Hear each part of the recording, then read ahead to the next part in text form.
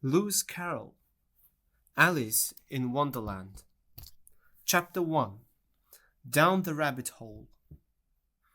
Alice and her big sister sat under a tree one sunny day. Alice's sister had a book, but Alice had nothing with her. She looked at her sister's book.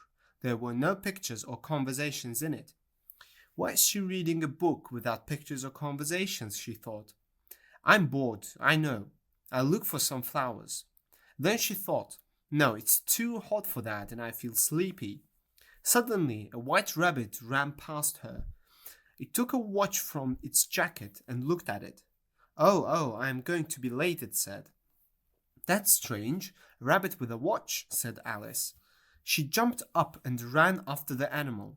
It ran down a large rabbit hole, so Alice went down the hole too. Alice fell down and down, but she fell very slowly and didn't feel afraid. What's going to happen next, she wondered.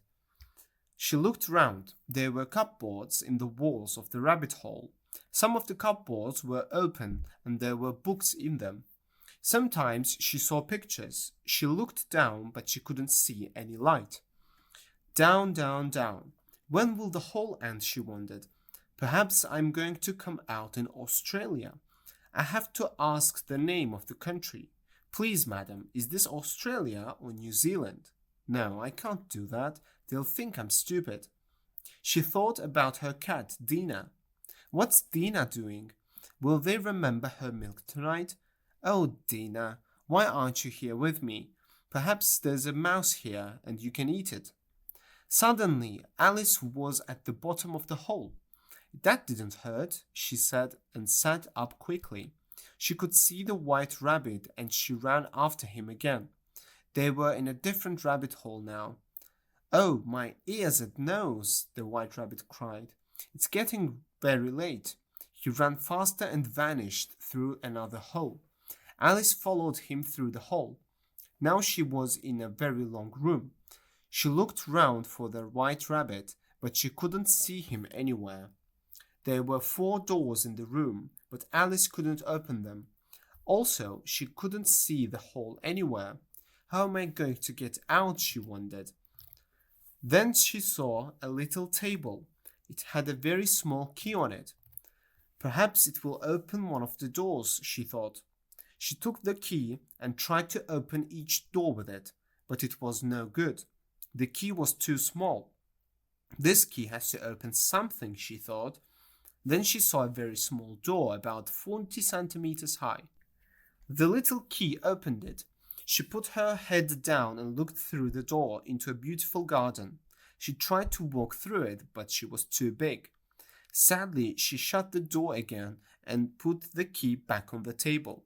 Why can't I get smaller, thought Alice. This is a very strange place, so perhaps I can.